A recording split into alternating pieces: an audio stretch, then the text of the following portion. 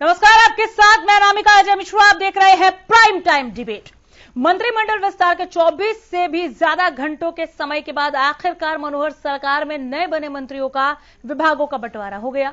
सरकार में अंतर्कलह की खबरें बाहर आती रही, अटकलों का दौर चलता रहा। अब देखना बाकी है कि क्या सरकार में ऑल इज वेल है। आखिर क्या कहता है मंत्रिमंडल विस्तार का गणित, कौन मुनाफे में रहा और किसके लिए घाटे का सौदा रहा। हमारे खास कार्यक्रम में इसी पर चर्चा करेंगे, लेकिन उससे पहले आप हमारी ये रिपोर्ट देखिए।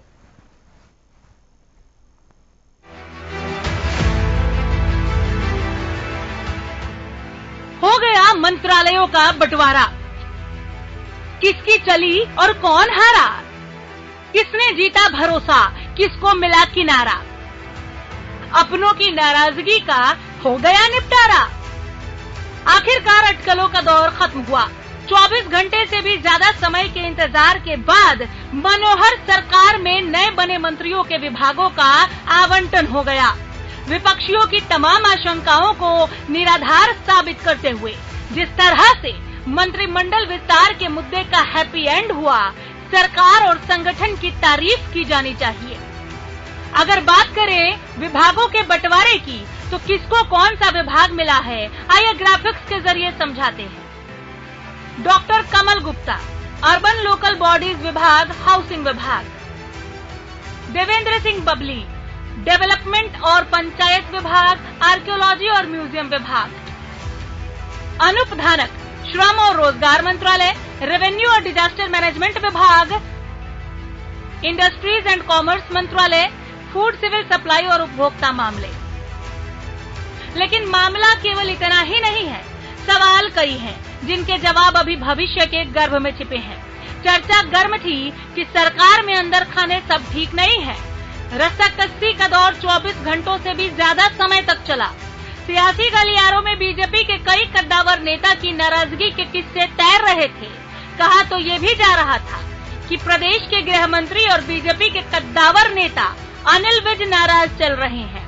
कई दूसरे नेताओं के कद बढ़ने और पर कतरे जाने की खबरें भी छन छन कर बाहर आ रही थी। लेकिन अंत भला तो सब भला। क्या यकीनन ये कहा जा सकता है, गृह मंत्री अनिल विज के दफ्तर से नाराजगी की खबरों का खंडन किया गया। विभागों के बंटवारे के बाद किसी मंत्री या नेता ने नाराजगी जाहिर नहीं की। मोटे तौर पर देखें तो सरकार में अंतर्कलह की आशंकाएं निराधार साबित हुई। लेकिन क्या सतह के नीचे सब ठीक है? क्या ये चुप्पी विस्फोट के पहले का सन्नाटा तो नहीं? क्या मंत्रिमंडल विस्तार से सभी नेता संतुष्ट हैं? क्या सीएम मनोहर लाल ने एक मंत्रिमंडल विस्तार नाम की एक बड़ी परीक्षा पास कर ली है? सवाल कई हैं और जवाब देगा वक्त। Bureau report, Haryana news. चलिए हम हमारे शानदार पैनल से आपको मिलवाते हैं और डिबेट में आगे बढ़ते हैं। अमित नेहरा साहब है, वरिष्ठ पत्रकार, हमारे साथ जुड़ गए हैं। नेहरा जी, बहुत स्वागत है आपका। प्रोफेसर वीरेंद्र चौहान है, प्रवक्ता बीजेपी। चौहान जी, आपका भी स्वागत करती हूं। ओम प्रकाश डाबला है, प्रवक्ता कांग्रेस। ओम प्रकाश जी, बहुत स्वागत है। अजय गुलिया है, प्रवक्ता जेजेपी। अजय गुलिया जी, हरियाणा न्यूज पर एक बार फिर आपका बहुत स्वागत है। आप सभी को नमस्कार।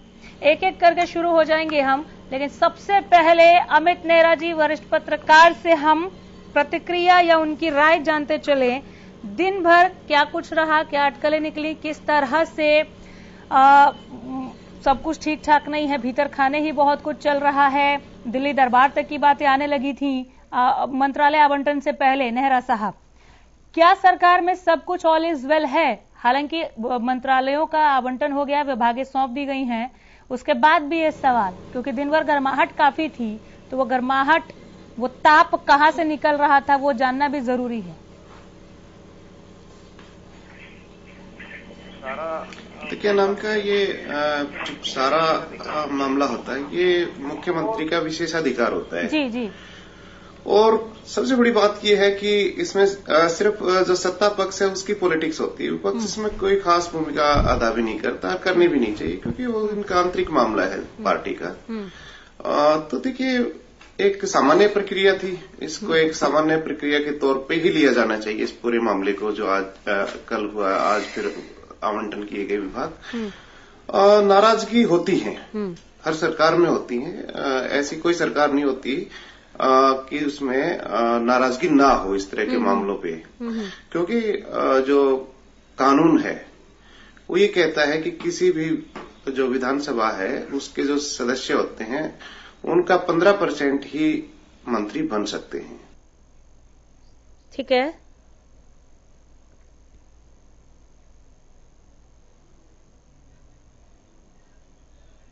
अमित जी की आवाज पहुंच नहीं रही है मुझ तक, जरा देखें आप या मैं आगे बढ़ूं। अमित जी मैं दोबारा आ जाऊंगी आपके पास। चौहान जी, विभागों का आवंटन हो गया, अभी भी जो ये सवाल उठ रहे हैं कि ऑल इज वेल है क्या कहता है मंत्रिमंडल विस्तार का गणित, इस पर बहुत बातचीत हो रही है।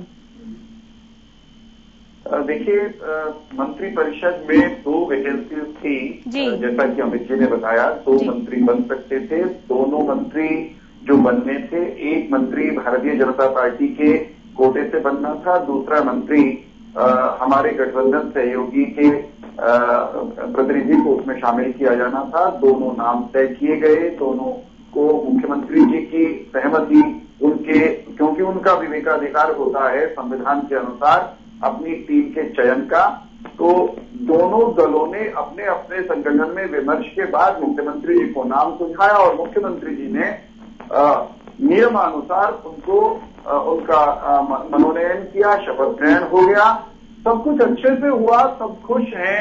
मंत्री परिषद का अपने आप में परिपूर्ण हो गई संख्या के लिहाज से, और आने वाले दिनों में हरियाणा की मंत्रिपरिषद प्रत्येक हरियाणवी के लिए जितनी बेहतरी से वो अब तक काम कर रही थी उससे कुछ प्रतिशत अधिक ऊर्जा के साथ, अधिक गति के साथ काम करती हुई हर दिन दिखेगी, हमें तो यही लगता है। रही बात कयासबाजियों की, जब मंत्रिपरिषद का विस्तार नहीं हुआ था, यानी वैकेंसी जब तक थी तब तक मीडिया के मित्र और राजनीतिक दलों के जो साथी हैं सबको अनुमान लगाने का अधिकार था। उन्होंने खूब अनुमान भी लगाए, कयासबाजियां भी की, वो सब सामान्य प्रक्रिया है। हमें ये कहना है कि सब कुछ सरकार के भीतर पहले भी बहुत अच्छा चल रहा था, अब और अच्छा चलेगा। कहीं कोई अभी ऐसे प्रश्न नहीं बचे हैं जिन पर टेलीविजन डिबेट में चर्चा की जाए, और कुछ सवाल हर घर में होते हैं, हर गठबंधन में होते हैं, पार्टियों के भीतर भी होते हैं, तो गठबंधन की सरकार है, वो सवाल आंतरिक तौर पर उनके निर्णय होते हैं, वो सवाल पैदा होते रहते हैं, उनके उत्तर खोजे जाते रहते हैं। मूल बात यह है कि दोनों दल मिलकर ढंग से, बढ़िया ढंग से सरकार चला रहे हैं, हरियाणा की बेहतरी के लिए काम कर रहे हैं, और मंत्रिपरिषद विस्तार के बाद शेष बचा जो इस सरकार का कार्यकाल है, उस कार्यकाल में और मजबूती से इस सरकार के संचालन परिचालन का मार्ग प्रशस्त हुआ है। मुझे तो इस पर इतना ही कहना है। मुझे इसमें कहीं कोई ऐसी चीजें दिखाई नहीं दे रही जिससे किसी को विचलित होने की जरूरत है। हाँ, प्रतिपक्ष को सवाल करने ही होते हैं। प्रतिपक्ष अगर नुक्ताचीनी न करे, सवाल न करे, तो आखिर क्या करे? ओम प्रकाश जी, सवाल ना करे तो आखिर क्या करे? मनिका जी, देखिए, जिस चीज का मुख्यमंत्री को अंदेशा था वो पिछले 1 साल से मंत्रिमंडल की विस्तार करने के लिए आतुर थे, क्योंकि उन्होंने जेजेपी के जो विधायक है बगावत करते उनको भी रोकना था, और जो अपने विधायक हैं उनको भी मंत्री बनाना था। लेकिन उनको अंदेशा था कि कहीं मंत्रिमंडल का विस्तार होगा, उसमें नाराजगी ज्यादा बढ़ न जाए, और हुआ भी यही। देखिए, अनिल विज जो इनके मंत्रिमंडल के वरिष्ठ नेता है, गृह मंत्री है, वो भी कल शपथ ग्रहण समारोह में नहीं आए और नाराज हो गए। इसी तरह जो इनके पूर्व प्रदेश अध्यक्ष हैं बराला जी, वो भी नाराज होकर नहीं आए, क्योंकि वो नहीं चाहते थे कि उनका विभाग छीना जाए, बबली को मंत्री बनाया जाए। तो इस तरह जो डर था वो इनके लिए डर अभी विस्फोटक रूप लेके गंभीर रूप, मैंने लगता है कि ये अभी सब कुछ ठीक नहीं चल रहा है, और आने वाले समय में विकास की बजाय ये सरकार कुछ नहीं कर पाएगी, क्योंकि अभी दोनों दलों में ये फूट है और ज्यादा बढ़ती हुई नजर आ रही है। क्योंकि अभी तक कभी हाईकमान से सलाह ली जा रही है, कभी मुख्यमंत्री दिल्ली जा रहे हैं, कभी हरियाणा आ रहे हैं, तो इससे ऐसा लगता है अजय जी, आपसे होते हुए जाऊंगे चौहान जी के पास में ये बोलिए फंस गया है मामला। और इन्होंने तो बगावत के लिए रोका था, लेकिन इनके लिए ये काम गंभीर रूप लेगा और इसी तरह फूट बढ़ती जाएगी। और जिन मंत्रियों को विभाग छीना गया है उनको वाकई में नुकसान हो रहा है और जो कुछ विधायकों को मिला भी है। और इसी तरह मुख्यमंत्री जी चाहते थे कि दक्षिणी हरियाणा से वो चाहते थे कुछ विधायक जो मंत्री है वो काम नहीं कर रहा उनकी जगह बदला जाए, लेकिन मुख्यमंत्री जी अपनी तरफ से ना तो किसी को बदल पाया है और ना ही मुख्यमंत्री जी अपनी तरफ से किसी को ले पाया। तो मैं कह रहा हूँ ये जो मंत्रिमंडल का विस्तार हुआ है ये सिर्फ मजबूरी में है, ना कि किसी जरूरी में। अजय गुलिया जी। नहीं नामिका जी, देखिए मुझे तो इस बात की हैरानी होती है कि कांग्रेस के लोग राजनीति कर रहे हैं, प्रदेश के विकास में सहयोग करने के बजाय भविष्य देखने का काम कर रहे हैं।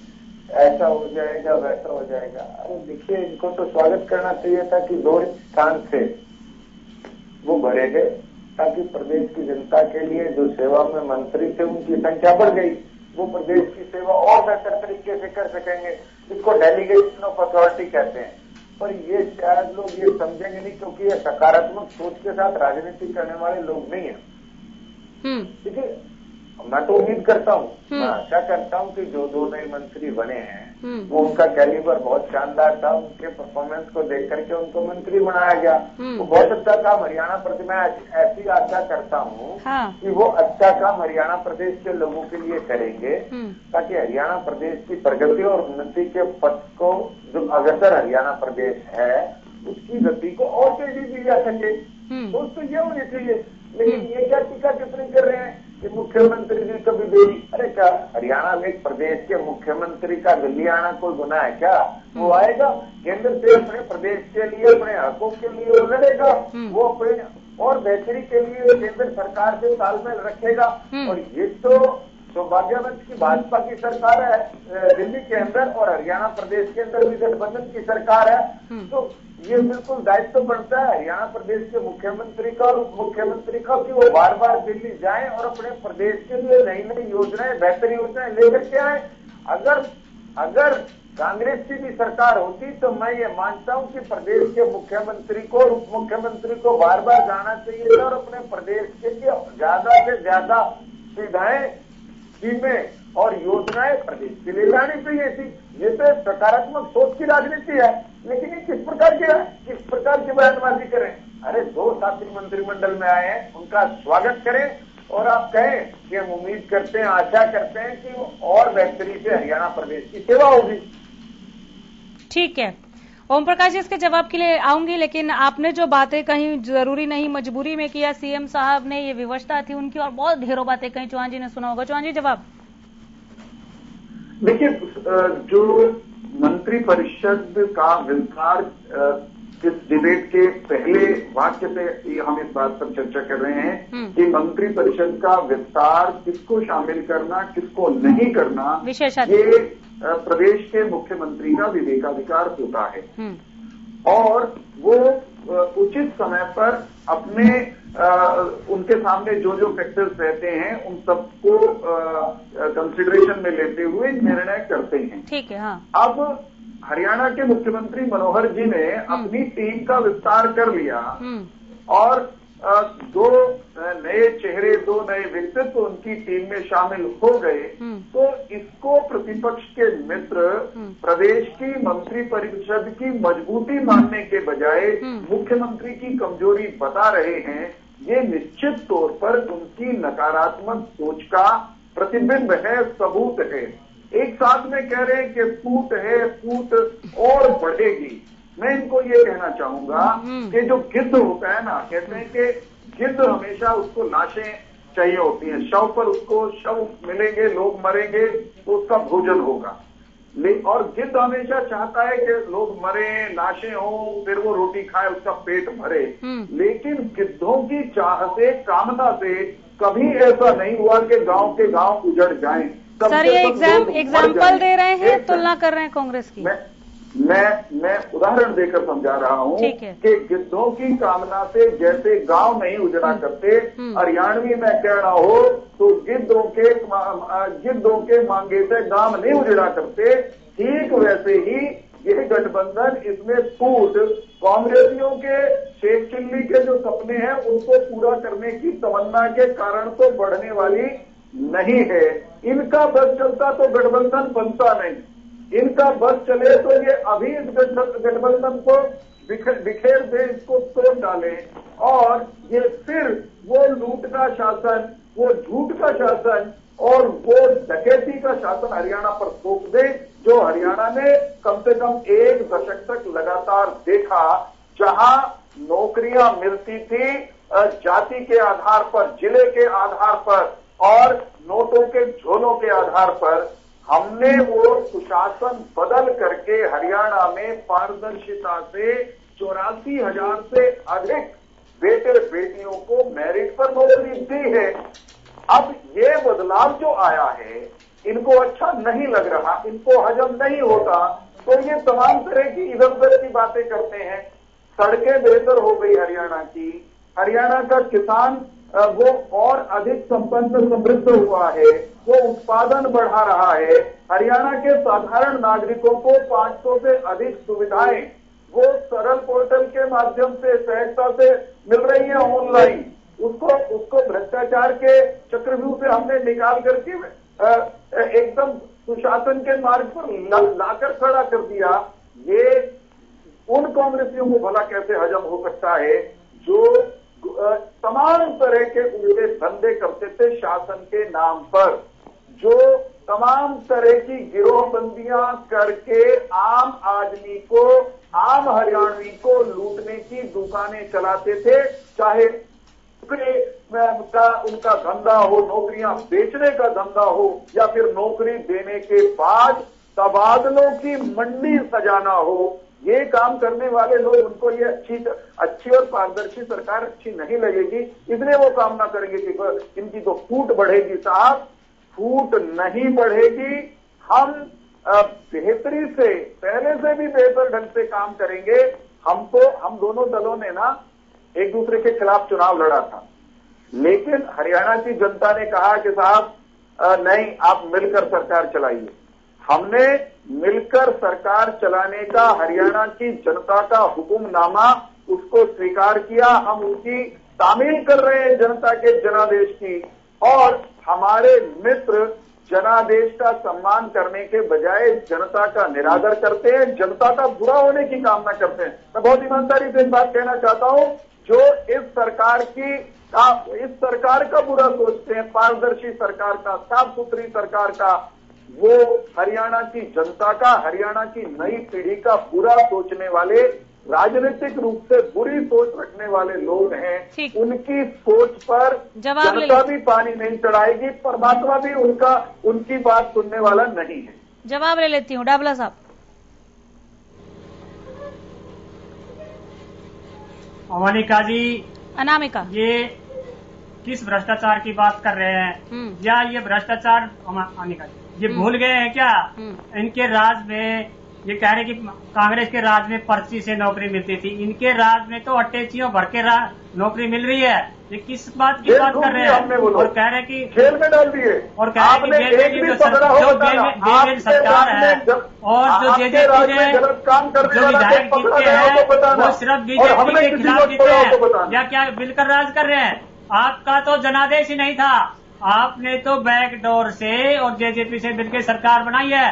आम जनता ने तो आपको बहुमत नहीं दिया, आम जनता ने तो सिर्फ आपके खिलाफ दिया था जनादेश, लेकिन आप कह रहे हैं कि हमारा जनादेश था। आप ओम प्रकाश चावला जी रुक जाइए, प्लीज रुकिए, हर बार वैसे नहीं चलेगा। रुकिए, मेरी बात सुने। आपने कहा कि सीएम साहब के लिए जरूरी नहीं था कि वो विस्तार करते, ये उनकी मजबूरी थी, यानी 2 रिक्त पद खाली रहने चाहिए थे। ये तो बेचैन है। आप बताइए ना, 2 मंत्रियों की जगह खाली रहनी चाहिए थी, आप ये कह रहे हैं ये जरूरी नहीं था। ये जरूरी नहीं लगता कांग्रेस को कि 2 और मंत्री होंगे तो काम को और गति मिलेगी? मुख्यमंत्री जी की मजबूरी ये थी, 1 साल से क्यों बचा के रखा, सरों में क्यों ना बना दिए गए? हाँ। अगर इन्होंने अपना मंत्रिमंडल का विस्तार करना था, सरों में ही 14 मंत्री बना देते ये, लेकिन सरकार को बचाने तो सरकार तय करेगी ना, ये तो सीएम का विशेषाधिकार है सर। अब मुख्यमंत्री के विशेषाधिकार में भी सवाल उठाएंगे। मान लिया क्या गलत कह रहे हैं फिर चौहान साहब की विरोध करने के लिए विरोध कर रहे हैं? आपको पता भी था ना, आपने सुना अमित नेहरा साहब ने शुरू में ही कहा था कि यहाँ तो विपक्ष के बोलने की कोई बात ही नहीं है। मैं अंदर खाने भीतर खाने रस्साकसी मनमुटाव ये जो सुन रही थी, इस पर मैंने आपसे सवाल पूछा था, लेकिन आपको मंत्रिमंडल का विस्तार जरूरी ही नहीं लगता। विपक्ष तो बोलने आप लोगों ने कभी विस्तार नहीं किया। देखिए, इसलिए ये आप जब सत्ता में रहे आप लोगों ने विस्तार नहीं किया, आपको जरूरी नहीं लगता किया जाएगा तो मतलब कुछ भी बोल रहे ओम प्रकाश जी, आप जो बोल रहे हैं आप समझ रहे हैं सर, आप बोल क्या रहे हैं। लेकिन सब पार्टियां सब पार्टियां नहीं करती विस्तार। सोचती है किस तरीके से हमें सरकार चलानी है, किस तरीके से सरकार बचानी है। मनोहर साहब नहीं सोच रहे हैं, लेकिन इनके तो उनको पता था ना, दो दलों की सरकार थी ना, 2 दलों की सरकार में आऊंगी बोलिए सब स्थिति को बनाए रखने के लिए 2 पद इन्होंने रिक्त रखे थे। कोई जैसे ही इन्होंने बनाया है तो क्यों नहीं हो सकती सर 2 दलों की सरकार? इनके पूर्व अध्यक्ष 2 दलों की सरकार नहीं हो सकती क्या? नहीं, 2 दलों की सरकार एक छोटी सी बात हो सकती है, लेकिन इनको मंत्रिमंडल आपत्ति कहाँ है सर? आ रही सर, छोटी बड़ी सारी बातें आपको आपत्ति कहाँ है ओम प्रकाश जी? प्रॉब्लम क्या है वो बताइए ना। एक लाइन आपने मुद्दों को लेकर नहीं गिनाया। नहीं, जनता के मुद्दों की बात कोई नहीं कर रहा। मुद्दों को लेकर क्यों नहीं गिला रहे? हम कहाँ गिला रहे हैं आप तो 2 दलों की सरकार पे हैं, जरूरी मजबूरी पे हैं। हाँ जी, मान लिया मजबूरी तो है दोनों दलों की सरकार में मंत्रिमंडल का विस्तार करना, मजबूरी तो है सरकार की। सरकार की मजबूरी नहीं है, काम है सर, ये फर्ज है सर। ये आपके हिसाब से प्रदेश कांग्रेस के हिसाब से वो कुर्सी खाली होनी चाहिए 2.5 साल से काम नहीं थे क्या? तो मतलब दोनों कुर्सी खाली होनी चाहिए थी ना, नहीं करना चाहिए था। टाइम पास कर रही है सरकार, आपको ये लग रहा है टाइम पास कर रहे हैं मनोहर साहब? नहीं, क्या 2.5 साल तो नहीं किया तो नहीं करना चाहिए था, टाइम पास कर रहे हैं, मजबूरी है उनकी, क्या करे, सरकार चलानी है। कैसी बात है? सरकार चलानी है। देखिए 2.5 साल से क्या कर रहे थे सरकार में, क्यों नहीं बनाया इन्होंने मंत्रिमंडल विस्तार, क्यों नहीं किया 2.5 साल से? 2.25 साल हो गए, मंत्रिमंडल का विस्तार क्यों नहीं किया? मजबूरी थी। आप जब मंत्रिमंडल का विस्तार किया है तो इनके गृह मंत्री नाराज हो रहे हैं, शपथ ग्रहण में जा रहे हैं। फिर आया मैंने पढ़ भी नहीं थी कहीं पर, गृह मंत्री ने कहीं ना कहीं इनकी ये मजबूरी लग रही है। 2 मिनट चौहान जी को दे दीजिए। चौहान जी हाँ जल्दी, कहीं ना कहीं नेहरा साहब सबको सुनिएगा, मैं आपके पास आऊंगी गुलिया साहब के बाद। हाँ, विस्तार है वो मजबूरी लग रही है। लग क्या रही है? आपने तो स्टैंप लगा दिया कि मजबूरी में लेकिन किया। आप कह रहे टाइम पास कर रहे हैं सीएम साहब, बहुत बड़ी बात कह रहे हैं आप सर। ना किसान खुश है, ना मजदूर खुश है, मुद्दों पे रहने दीजिए सर, टोकने के बाद आ रहे हैं, रुक जाइए ब्रेक के बाद आ जाइएगा। हाँ चौहान जी, गुलिया साहब 2 मिनट दे दीजिए चौहान जी को, मैं आपके पास आ रही हूँ। हर जगह भ्रष्टाचार है। ओम प्रकाश जी हो गया ऐसे रुक रुक के बोलेंगे सर, टीवी है, न्यूज़पेपर थोड़ी है कि हेडलाइन पढ़ ली फिर वो कॉलम पढ़ लिया। रुक जाइए ना, रुक जाइए। हाँ चौहान जी, ठीक है। एक मजबूत और लोकप्रिय सरकार को मजबूर कहना कांग्रेस के प्रवक्ता की मजबूरी है। कारण है कि उनके पास कोई वाजिब वजह नहीं है आज सरकार के और मंत्रिमंडल के विस्तार की आलोचना करने की। अब आलोचना के लिए आलोचना इसीलिए मैंने कहा इनको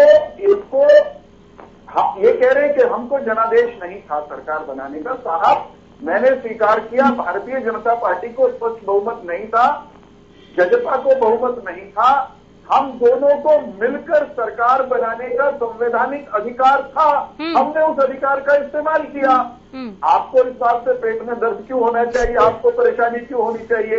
आप तो 3 में न 13 में आप कौन से जनादेश लेकर बैठे थे?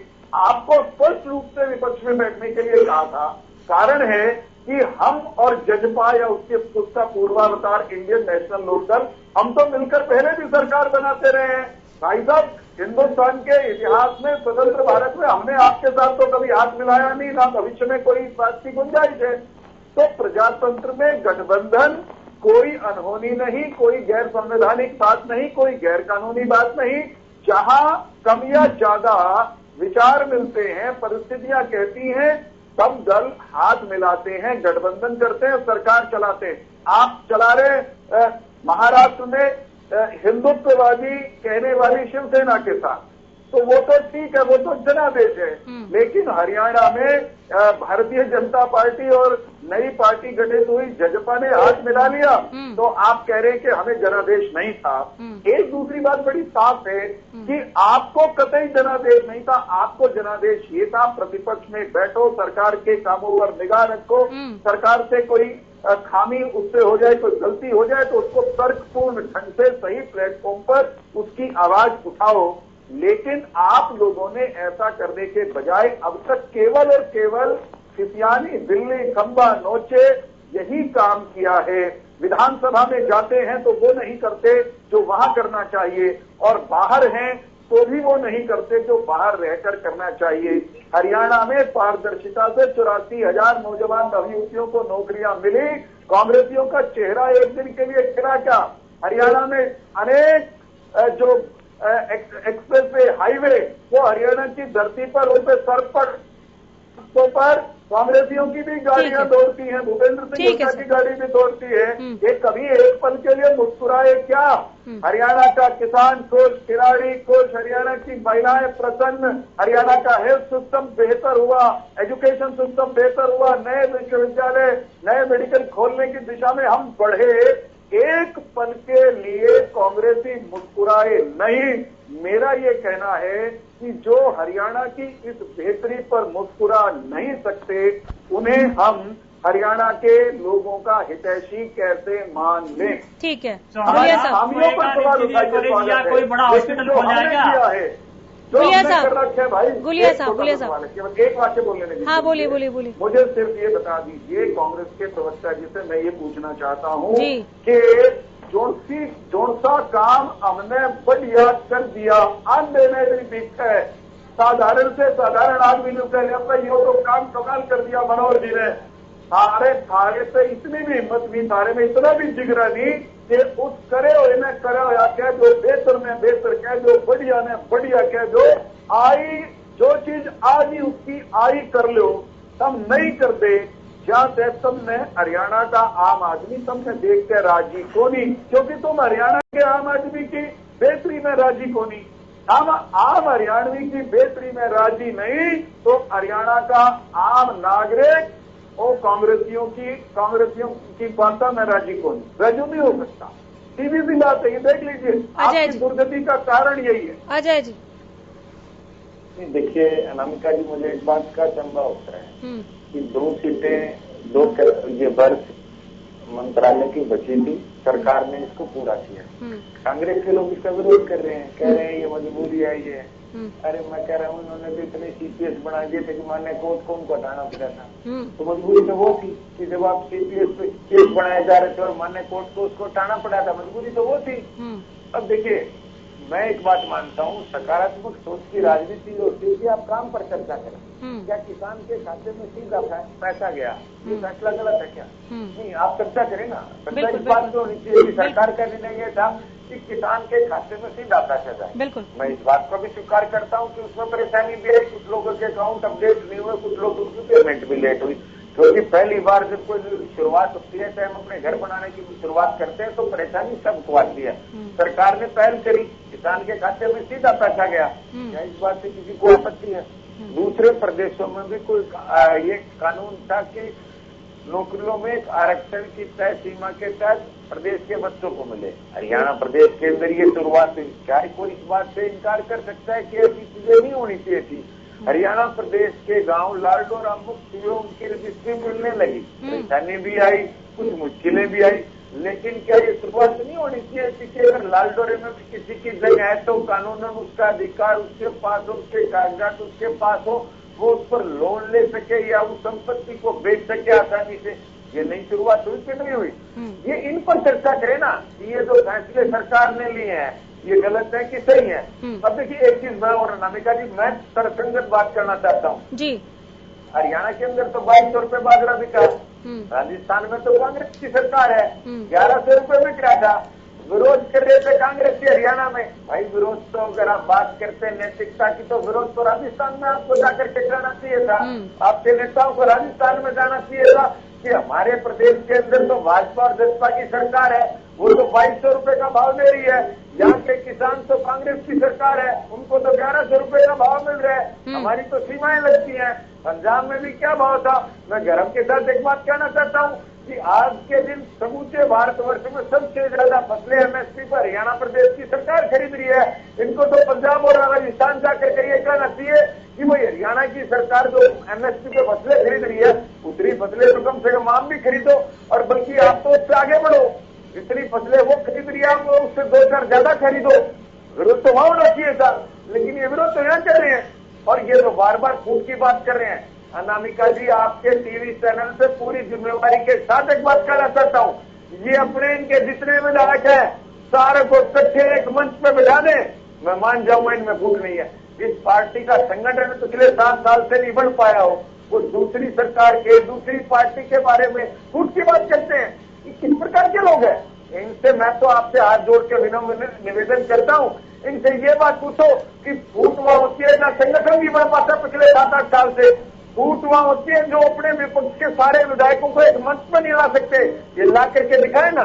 कोई हुड्डा का गुट है, कोई शैलजा का गुट है, कोई रणदीप सुरजेवाला का गुट है, कोई कुलदीप बिश्नोई का गुट है, ये गुट की बात करने वाले ये किस प्रकार की बात करें? ये सवाल इनसे होने चाहिए। और मैं तो हरियाणा प्रदेश की जनता से इस बात की अपील करता हूँ, हरियाणा प्रदेश की जनता इस बात को नोट करे कि जो हरियाणा प्रदेश को तरक्की प्रगति के पथ पर अग्रसर करने वाली सरकार थी, तो उसमें रोड़े अटकाने वाले ये लोग थे। आज ये सुझाव दें, आज ये सुझाव दे हरियाणा प्रदेश के अंदर ऐसी सरकार है कि विधानसभा में कोई विपक्ष का विधायक भी खड़ा होकर के ये कहता है कि मेरे क्षेत्र के लिए ये बात कार्य होने चाहिए, और प्रदेश का उप मुख्यमंत्री और प्रदेश का मुख्यमंत्री ये बात करता है कि नहीं, इससे इस विधानसभा का भला हो सकता है, चाहे भले ही विपक्ष के विधायक हो, आपकी मांग को मंजूर किया जाता है, और इस योजना का उद्घाटन भी आपसे कराएंगे ताकि लोगों के बीच में एक मैसेज जाए कि इस विधायक ने ये मांग करी थी, चाहे विपक्ष का विधायक है, इससे प्रदेश का भला हो सकता था, ये काम सरकार करेगी और उद्घाटन भी विपक्ष के विधायक से कराएगी। एक नजीर पेश करेंगे, लेकिन ये लोग सकारात्मक सोच की राजनीति करने वाले लोग नहीं है, क्योंकि ये लोग तो चाटुकार किस्म के लोग हैं जो राहुल गांधी और सोनिया गांधी कीजिएगा। ओम प्रकाश जी जवाब के लिए आऊंगी। ठीक है सर, ठीक है। नहीं, एक चीज और कहना चाहूंगा अनामिका जी, ये तो उन लोगों के चाटुकार लोग हैं। मैं तो विशेष करके कहना चाहता हूँ, राहुल गांधी और सोनिया गांधी इस देश के अंदर कितने प्रदेश है ये तक बताने का काम नहीं कर सकते। अगर उनसे पूछ लो कि आपकी कितने प्रदेशों में सरकार है और कौन कौन मुख्यमंत्री है, मैं चुनौती के साथ कहता हूँ वो ये नहीं बता पाएंगे कि कितने प्रदेशों में उनकी सरकार है और उन प्रदेश के मुख्यमंत्री कौन कौन है। अमित नेहरा साहब, मैं जवाब के लिए ओम प्रकाश जी आऊंगी। नेहरा जी के पास काफी देर से गई नहीं हूँ और मेरा सवाल भी अभी 2 मुख्य सवाल है, पहला पूछती हूँ, दूसरा मैं बाद में पूछूंगी। अमित साहब, सीएम टाइम पास कर रहे हैं, सुना आपने ओम प्रकाश जी को? कह रहे पहले क्यों नहीं किया, अब क्यों कर रहे हैं। ये खैर चलिए, ये थोड़ा समझ में आता है कि नाराज होंगे तो शायद इस तरह से पूछ लिया है, लेकिन ये बहुत बड़ी बात होती है कि टाइम पास कर रहे हैं, जरूरी नहीं था, मजबूरी है उनकी, उनको करना ही पड़ा। कांग्रेस को ऐसा क्यों लग रहा है? चौहान जी ने भी पूछा कि कांग्रेस के पेट में दर्द क्यों है, बताया नहीं उन्होंने।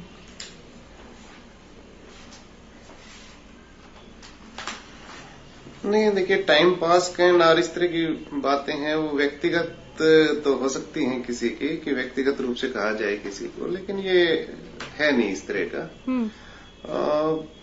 क्योंकि एक सत्ता के शीर्ष पे है, प्रदेश की सत्ता के शीर्ष पे, उस व्यक्ति को तो टाइम पास करना तो बड़ा अजीब सा लगता है, ठीक है ना। लेकिन ये बात है कि जो राष्ट्रीय पार्टियां होती हैं उनके जो मुख्यमंत्री होते हैं प्रदेशों में, वो कहीं ना कहीं जो आला कमान है उसके निर्देशों के तहत काम करते हैं और उनका दबाव भी रहता है उन पे ऊपर से केंद्र का।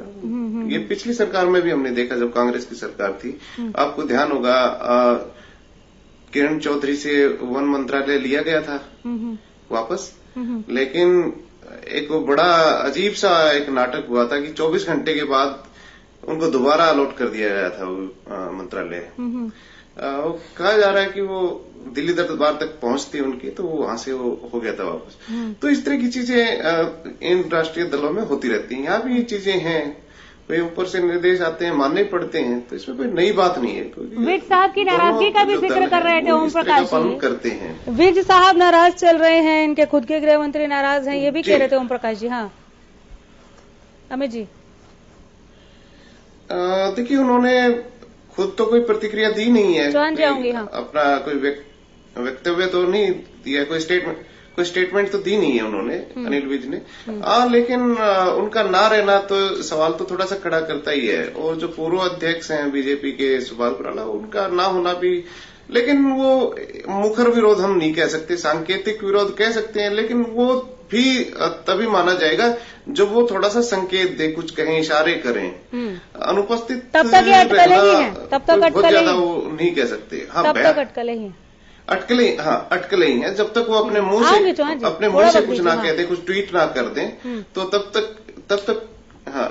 देखिए, चर्चा तो तब भी चली थी जब मनोहर लाल ने पहली बार मुख्यमंत्री की शपथ ली थी, तो उनको चौथे नंबर पे किया गया था, शपथ के लिए बुलाया गया था।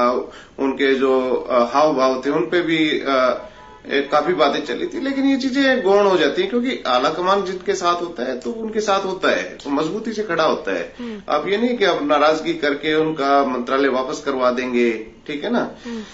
तो हाँ, इसका ये सिरा जोड़ सकते हैं कि जो अर्बन लोकल बॉडीज जो मिनिस्ट्री है वो अनिल विज के साथ थी, के पास थी, वो उनको दे दी गई। लेकिन तब तक तो ये फैसला हुआ भी नहीं था, क्योंकि तब तो ओथ ही दिलाई थी ना। मंत्रालय तो आज दिए हैं, लेकिन गैर हाजिरी तो कल की थी। तो ये काफी सारी चीजें होती हैं। मैं आपको एक पुराना वाकया बताता हूँ। ये बात है 70s की। तो हरियाणा मंत्रिमंडल में 2 मंत्री थे सरकार में, एक ही सरकार में। एक तो थे कृषि मंत्री और दूसरे थे वन मंत्री। तो वन मंत्री थे वो दबंग किस्म के थे, तो उन्होंने सार्वजनिक रूप से, मैं नाम नहीं बताना चाहूंगा, लेकिन वो किस्सा है हकीकत में। तो उन्होंने एक सार्वजनिक मंच से ये कह दिया था, भाई देखो ये सरकार चलेगी कैसे। भाई जिस व्यक्ति के पास अपनी खुद की 1 एकड़ जमीन भी नहीं है, उसको तो कृषि मंत्री बना रखा है, और मैं बड़ा जमींदार हूं, मेरे को कीकर के पेड़ से बांध दिया। वन मंत्रालय को कीकर का पेड़ बोलते थे वो। तो उन्होंने सार्वजनिक रूप से कह दिया था, नाराजगी जाहिर कर दी थी कि मुझे कोई अच्छा खासा मंत्रालय दीजिए। लेकिन इस तरह की चीजें तो हुई नहीं है अब की बार, इस तरह की जो हम सार्वजनिक रूप से जो कह दें। ठीक है, चौहान जी। देखिए, मैं केवल अमित जी की बात में ये जोड़ना चाहूंगा कि राष्ट्रीय राजनीतिक दल, उनका काम करने का तरीका और जो प्रादेशिक दल हैं, क्षेत्रीय दल हैं, उनके कामकाज करने के तरीके में निश्चित तौर पर अंतर होता है। आला कमान या टॉप लीडरशिप जिसको कहते हैं, शिखर नेतृत्व कहते हैं, वो राष्ट्रीय दलों का राष्ट्रीय होता है, क्षेत्रीय होता है। सब दलों के भीतर कम या ज्यादा चिंतन मंथन की प्रोसेस होती है, डिसीजन मेकिंग की प्रोसेस होती है। उसी प्रोसेस में से निकल के निर्णय होते हैं। और भारतीय जनता पार्टी के बारे में मैं ये कह सकता हूं दावे के साथ कि हमारे यहाँ निर्णय होने से पहले खूब सारा मंथन होता है।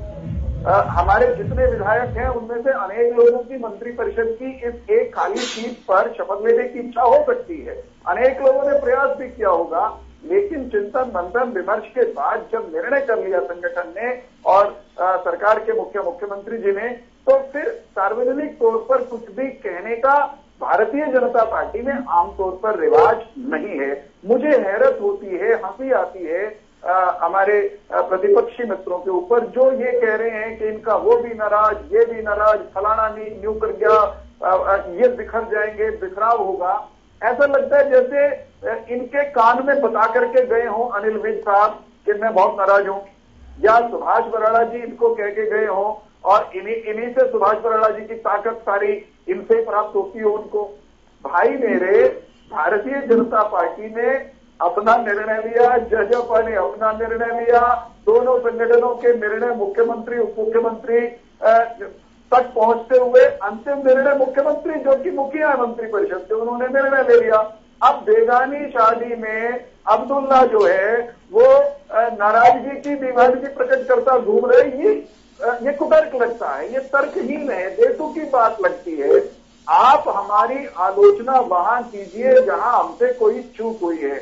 हम जैसे गुलिया जी ने कहा, हम इतने खुले मन के लोग हैं कि हम प्रतिपक्ष के भी सकारात्मक रचनात्मक सुझावों पर काम करने का दमखम रखते हैं। विधानसभा के पटल पर मुख्यमंत्री जी ये बात कह चुके हैं, हमने व्यवहार में करके दिखाया है। 90 विधानसभा प्रत्येक हरियाणवी सबको एक निगाह से देखने की परंपरा वो केवल इस सरकार के आने के बाद स्थापित हुई है। वरना ये आरोप कमोबेश लगता रहता था कि जिधर चौधर चली गई, यानी मुख्यमंत्री की कुर्सी चली गई, हमने तो उसको चौधर शब्द उसका प्रयोग उसके लिए प्रयोग नहीं किया। जिधर पुराने जमाने में पुराने शब्दों में कहना हो तो चौधर चली जाती थी, उधर विकास का पलड़ा भारी हो जाता था। और कांग्रेस के राज में तो यूं ही कहने लगे लोग। ठीक है सर, ठीक है, ठीक है। ओम प्रकाश जी जवाब दीजिए, जवाब दीजिए अजय गुलिया साहब को भी, चौहान जी को भी। ओम प्रकाश जी।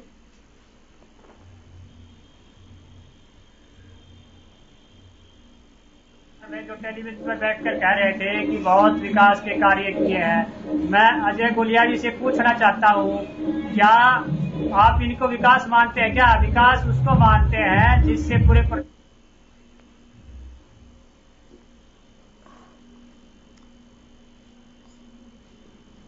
सर आपकी आवाज हम तक पहुंच नहीं पा रही, आवाज कटने लगी। मैं दोबारा आने की कोशिश करूंगी, हालांकि वक्त कम है, लेकिन अगर बीच में मैं जुड़ पाई तो जरूर आपके पास लौटूंगी। अमित नेहरा साहब, मेरा एक सवाल आ रही हूँ, गुलिया साहब आ रही हूँ सर, एक सवाल पूछ लूं जरा मैं।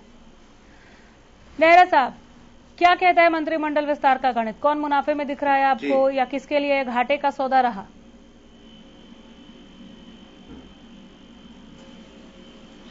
देखिए, अगर संवैधानिक रूप से इसका जवाब दिया जाए तो ना तो कोई लाभ में है ना कोई घाटे में, क्योंकि ये तो काम करना है। ओम प्रकाश जी, मैं विजुअल में देख सकती हूँ आप बोल रहे हैं। सर आपकी आवाज मुझ तक पहुंच नहीं रही है, हम दोबारा जुड़ने की कोशिश करेंगे। आप जरा सुने नेहरा साहब को। जी अमित जी बोलिए। हाँ, देखिए, अगर संवैधानिक दृष्टि से अगर जवाब दिया जाए तो ये जवाब ये बनता है कि ना तो कोई घाटे में है ना कोई लाभ में है। हाँ। भाई ये तो सरकार चलाना है, ये तो प्रशासन को एक नियंत्रण में करना है, प्रक्रिया, लोगों को अच्छी सेवाएं देनी है, तो इसमें कोई तनख्वाह नहीं बढ़ेगी।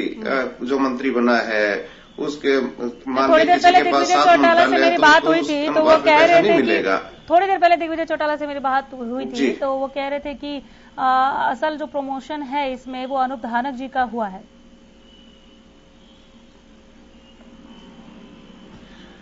हाँ, देखिए, वो एक छवि बन जाती है। चलो भाई, कैबिनेट मंत्री बन गया कोई, किसी के पास ज्यादा डिपार्टमेंट आ गए, लेकिन अगर टेक्निकल देखा जाए तो वैसे तो कोई फायदा नहीं है ना।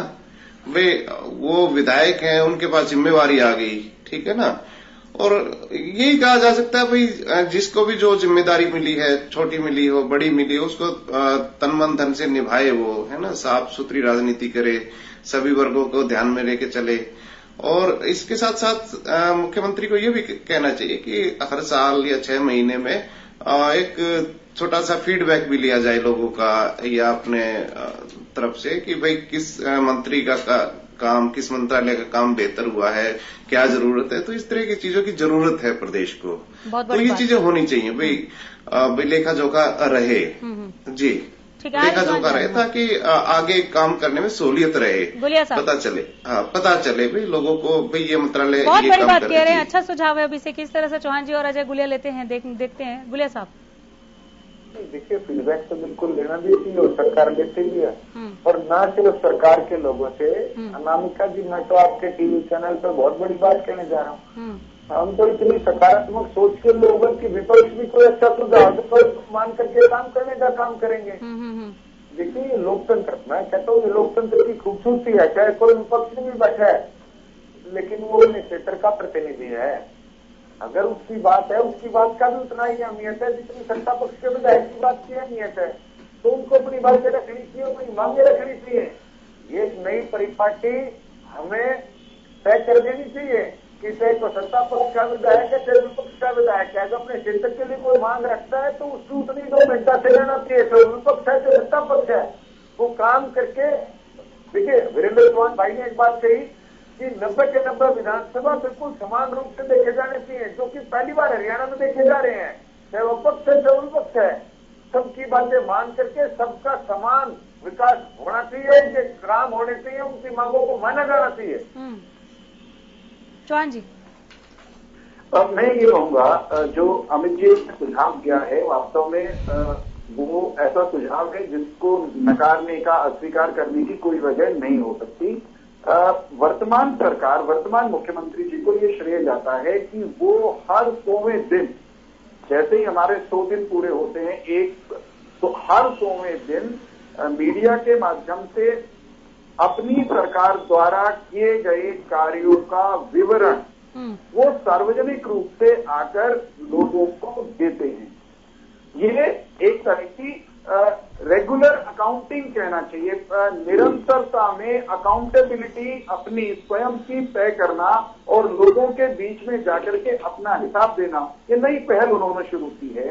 लोगों से अलग अलग प्लेटफॉर्म पर सरकार के मंत्रियों के विभागों के कामकाज की फीडबैक अनेक प्रकार से सरकार के पास अनेक चैनलों से निरंतर आती है, उसका विश्लेषण होता है, उसके आधार पर स्वयं मुख्यमंत्री और हमारे मंत्रीगण इंटरवीन भी करते हैं। हाँ, कोई और नया मैकेनिज्म भी इसमें जोड़ने का कोई कंक्रीट सुझाव कहीं से आता है, जैसा अमित जी ने कहा, इस पर मंथन करके कोई मैकेनिज्म हो सकता है अचानक किसी दिन मुख्यमंत्री जी, उप मुख्यमंत्री जी या उनकी टीम आकर के आपको हमको बताए कि साहब हमने अपनी सरकार के इवैल्यूएशन का, सेल्फ असेसमेंट का, पब्लिक असेसमेंट का एक प्लेटफॉर्म, एक तरीका और निकाला है और लोग आकर के उस पर अपनी बात कहें। ऑलरेडी बहुत सारे प्लेटफॉर्म हैं जिन पर आप सरकार के कामकाज पर स्वतंत्रता से टिप्पणी कर सकते हैं और जब लोग टिप्पणी करते हैं तो हम उसको खुले दिल से स्वीकार करते हैं, घनघोर प्रतिपक्षियों की बातों को भी ध्यान से सुनते हैं। हाँ, ये तो कहने का मेरा और अजय जी का अधिकार है कि नहीं कि जब विपक्षी लोग कोई आलोचना करें तो थोड़ा सा तर्कपूर्ण ढंग से करें, तथ्यों पर करें, शोधपूर्वक तरीके से करें। कोई राजनीति करने से हरियाणा के लोगों का लाभ नहीं होगा। सियासत कीजिए लेकिन तथ्यों पर करिए, सियासत कीजिए केवल स्वार्थ की मत करिए, सियासत कीजिए सेवा की कीजिए। और हमें भी कोई खामी है खुलकर बताइए, हम अपनी खामियों को दूर करने के लिए प्रतिबद्ध हैं। हमारी प्रतिबद्धता जहां प्रजातंत्र में विपक्ष की समस्याओं को, विपक्ष द्वारा उठाए गए सवालों का समाधान करने की भी है, उससे ज्यादा बड़ी प्रतिबद्धता हमारी जनता के प्रति है। हम एक एक नागरिक के प्रति, क्योंकि नागरिक में कांग्रेस के नेता भी सारे आ जाते हैं, उस फार्मूले से भी आपके प्रति जवाब देंगे। हम हर प्रश्न का जवाब देंगे, लेकिन सवाल ढंग से उठाइए साहब, सवाल तो उठाइए, केवल पत्थर उछालने से कुछ होने वाला नहीं है। प्रश्न लाइए, पत्थर नहीं। प्रश्न होगा तो अनिल विज साहब की नाराजगी हर हाल में देंगे। अनिल विज साहब की नाराजगी है क्या? और सुभाष बराला साहब भी मौजूद नहीं थे। देखिए, मौजूद नहीं थे, इसका एक ही अर्थ तो नहीं होता कि वो नाराज है। नहीं, अर्थ निकाल ही नहीं रहे सर, हम तो पूछ रहे डायरेक्ट, बाकी कौन अर्थ निकाल रहा है आपको पता है? हाँ, मैं तो ये कह रहा हूँ ना कि अनिल विज जी ने, अनिल विज जी समेत प्रत्येक विधायक को, चाहे हमारा हो चाहे जजपा को, अपने अपने प्लेटफॉर्म पर सब कुछ कहने का अधिकार है। और उन्होंने न जाने क्या क्या कहा होगा, आप लगाते रहे कयास। सार्वजनिक रूप से विज साहब ने कोई ऐसी बात नहीं कही जिस पर विपक्ष इतरा सके, इठला सके, जश्न मना सके। ये तो बात देखे हैं कि कुछ हो जाए, जमा नहीं होता कुछ उल्टा। मारे तो सारे के सारे राजी हैं और राजी राजी हरियाणा के भले में राज चलावांगे और 24 में अटके फिर चुनकावांगे। बढ़िया सरकार चला के फिर बढ़िया सरकार बनाने के वादे के साथ लोगों के बीच में जाएगी। चलिए, उम्मीद करते हैं सर कि ऐसा ही हो। बहुत शुक्रिया आप सभी का पैनल में शामिल होने के लिए, वक्त देने के लिए, उस तमाम चर्चा के लिए। मनोहर विस्तार, पूरी टीम तैयार। आगे किस तरह से काम होगा देखते रहिए हरियाणा न्यूज पर।